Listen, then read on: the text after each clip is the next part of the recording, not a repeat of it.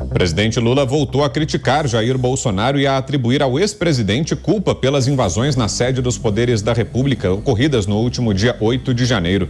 Em encontro com centrais sindicais no Planalto, nesta quarta-feira, o chefe do executivo, durante o discurso, relembrou o caso e falou sobre seu antecessor. Acompanhe. O que houve aqui foi uma tentativa de golpe. Uma tentativa de golpe por gente preparada. Eu não sei se o presidente ou se o ex-presidente mandou. O que eu sei é que ele tem culpa porque ele passou 4 anos instigando o povo a ter ódio, mentindo para a sociedade brasileira e instigando que o povo tinha que estar armado para poder garantir a democracia. Até o momento, mais de 1.400 pessoas foram presas em decorrência dos atos. Vamos então a Brasília para começar o programa de hoje. José Maria Trindade. Salve, Zé. Boa noite. Esta será uma ferida aberta ainda, né? Muito boa noite, meu caro Vitor. Boa noite, colegas aqui de bancada, e muito boa noite a você que nos acompanha aqui nos Pingos nos Is. Olha, a situação é a seguinte: esta investigação continua e hoje eu ouvi histórias importantes sobre valores. Mais de 30 milhões de reais deve ser o valor de recuperação de tudo que aconteceu na Câmara, no Senado e no Supremo Tribunal Federal e Palácio do Planalto. A Justiça Federal daqui de Brasília já até bloqueou carros e propriedades, ônibus e, inclusive, dinheiro de pessoas que já a Justiça identifica como responsáveis por esta balbúrdia. Isso não é a manifestação. O que há ali, a gente vê claramente, é um grupo, ninguém sabe de onde saiu, que levou a uma manifestação pacífica a invadir prédios públicos, e isto é indefensável e isto realmente merece ser punido e os prejuízos cobrados. Isso é patrimônio público e são crimes considerados graves. Estão sendo acusados ali de organização criminosa armada, destruição de patrimônio público de forma qualificada, destruição qualificada, enfim, são crimes considerados graves e indefensáveis. Agora, juntar isso com a defesa do presidente Jair Bolsonaro da liberdade, não só da democracia, mas da liberdade, defesas do presidente Jair Bolsonaro ao livre pensar, isso aí é ir ao exagero. E dizer também que impeachment é golpe, que tudo é tentativa de golpe, é claro que é exagero. As coisas têm que ter o real valor. E esta manifestação não pode ser confundida com destruição em prédios públicos e com o que aconteceu na Câmara, Supremo e Palácio do Planalto. Esta é a realidade. Olha, eu tenho ouvido aqui o seguinte, que o presidente Lula, de tanto perseguir, de tanto retaliar, afastar e demitir militares que não tem nada a ver com esse processo, de culpar o ex-presidente Jair Bolsonaro e seus aliados, de tanto fazer essa perseguição, está esquecendo do próprio governo. Esquecendo também que um governo, quando chega, ele tem que construir pontes, ele tem que unificar, porque o processo eleitoral, por natureza, já é sim, violento no sentido de dividir as pessoas. Mas estas eleições, especialmente, elas foram muito mais divisionistas. E, inclusive, não há ainda uma unificação. A avaliação que se tem é de que perde o presidente ou continuar com essa divisão, com essa perseguição, em vez de unificar. Então, ficar jogando pedra agora no governo anterior não é uma boa medida e aprofunda ainda mais esse divisionismo da nossa sociedade que já aconteceu, inclusive em virtude da pequena diferença da margem de votos ali. É preciso, Lula, que se inicie o governo. Está na hora, né? Vamos governar e não olhar pelo retrovisor. E você, Nelson Kobayashi, que achou, Kobayashi, dessas falas de hoje do presidente? Boa noite. Boa noite, Vitor. Boa noite, Pavinato, Mota, José Maria Trindade, toda a nossa audiência. Pois bem, a gente precisa ver que ele está ali num cenário, num encontro com forças sindicais, com líderes sindicais, que eu não tenho nenhuma convicção de que representam de fato os trabalhadores brasileiros, mas eles estão ali sob este pretexto de falar sobre o interesse do trabalhador ou do número de trabalhos que o Brasil precisa, enfim, questões de trabalho. E o presidente Lula não perde a oportunidade. Em todas as chances que ele tiver, ele vai aproveitar o cenário, um público diante dele para fazer um palanque de ordem política, olhando para trás, como já disse o Zé Maria, sem olhar para frente. Por que ele não aproveitou esse tempo ali com os líderes sindicais que estão ali sob pretexto de falar sobre assuntos trabalhistas para falar sobre emprego? O que o governo fez nessas 2 primeiras semanas para aumentar o número de empregos para o trabalhador brasileiro? O que o governo fez nessas 2 semanas para aumentar as condições de trabalho? O que o governo fez nessas 2 semanas para auxiliar, ajudar os empresários a aumentarem o seu corpo de trabalhadores? Não, o presidente Lula aproveitou mais uma vez a chance que teve para fazer palanque e faz ainda de forma muito perigosa. Falar que alguém é culpado por um crime é uma acusação séria.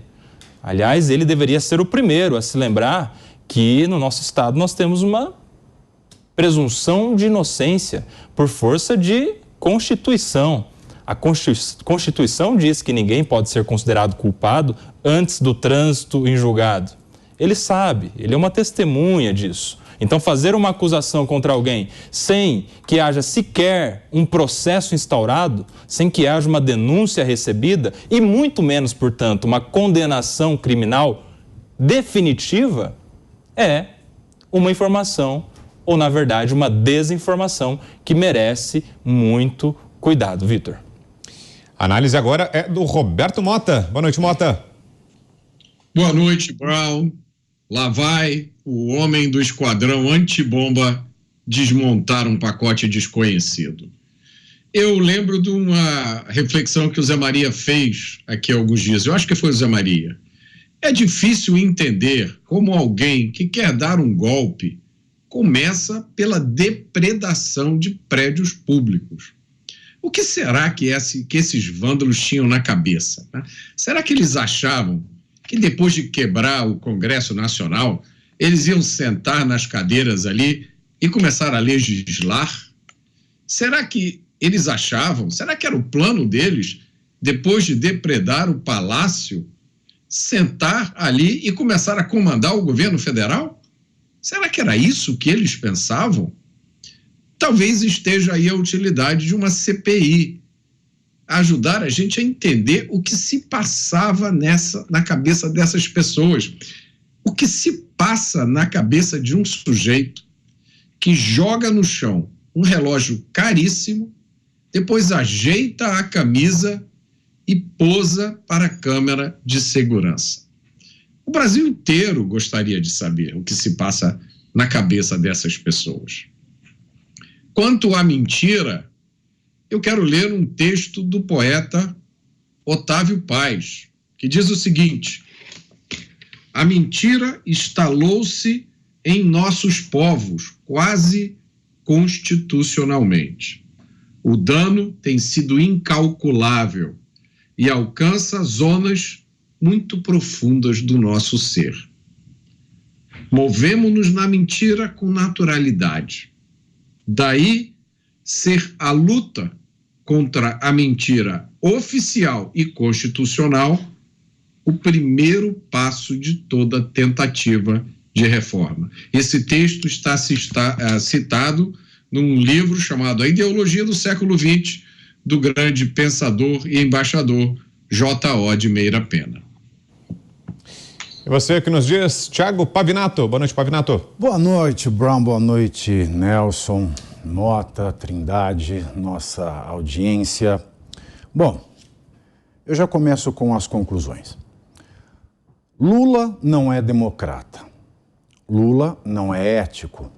Bolsonaro é inocente.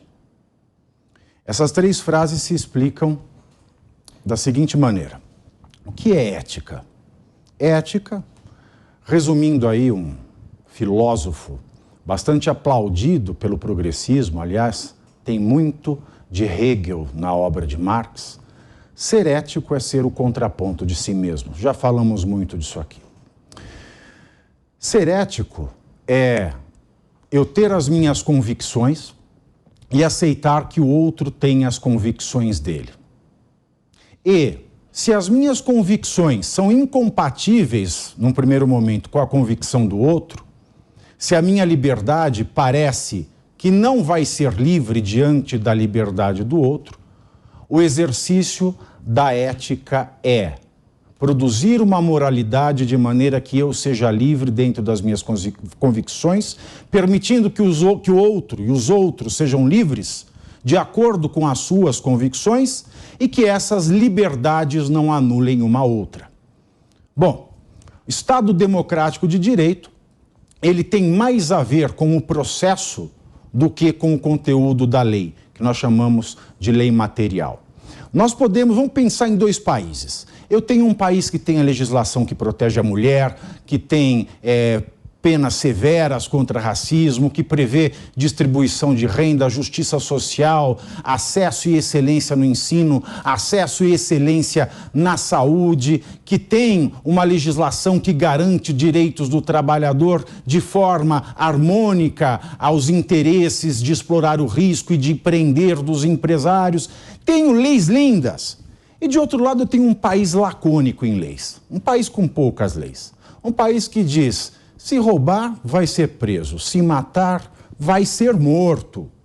Um país com pouquíssimas leis frias, impessoais, rígidas. Se nesse país, com leis rígidas, impessoais, nada calorosas, essas leis, mesmo que frias, impessoais e calorosas, são aplicadas a todos, e naquele país com leis lindas, com leis que falam de todos, todas e todes, com leis que falam da importância da inclusividade, do empoderamento e o escambau, se neste país com as leis lindas, cheias de amor e coração, a lei, não for aplicada a todos de maneira equânime, aquele país com as leis mais frias é a democracia. Este com as leis lindas é a democracia do tolo, é a democracia do estúpido, é tudo menos uma democracia. O Brasil se pretende uma democracia, tem regras processuais que devem ser aplicados a todos, mas parece que o presidente Luiz Inácio Lula da Silva só quer se beneficiar das regras e não dos deveres, porque uma regra, uma lei, uma norma de direito, ela tem 2 faces. Ela é uma moeda com 2 faces, um direito, uma garantia e um dever.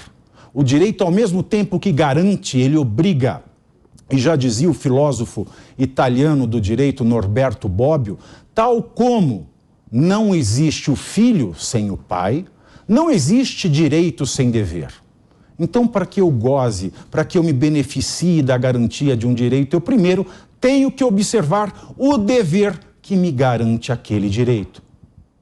Se eu não posso dizer outra coisa a não ser Lula é inocente, como nós aprendemos a duras penas financeiras ao longo dos últimos meses, eu também não posso dizer outra coisa de Bolsonaro, que não foi investigado, não foi processado, não foi julgado e não teve uma decisão condenatória transitada em julgada de outra coisa a não ser que ele é inocente. Lula se parece muito com a militância. Cito o exemplo de Jones Manuel, um fenômeno das redes sociais, que, para um público de sindicalistas, uma vez disse: nós, o proletariado, nós, os trabalhadores, temos que acordar todos os dias querendo matar o nosso patrão. Além de ser uma frase racista, punível agora com rigores muito maiores, com a lei feita por Flávio Dino e o secretário dos Direitos Humanos, Silvio Almeida, Lula parece repetir este mesmo mantra. O direito, o devido processo legal vale para mim e não vale para você. E isso só tem acontecido porque quem vai interpelar Lula da mesma maneira que Lula interpelou a todos por tão somente descreverem as etapas de um processo em que ele foi réu e que foi anulado. Lula não é democrata. Lula não é ético. Bolsonaro é inocente.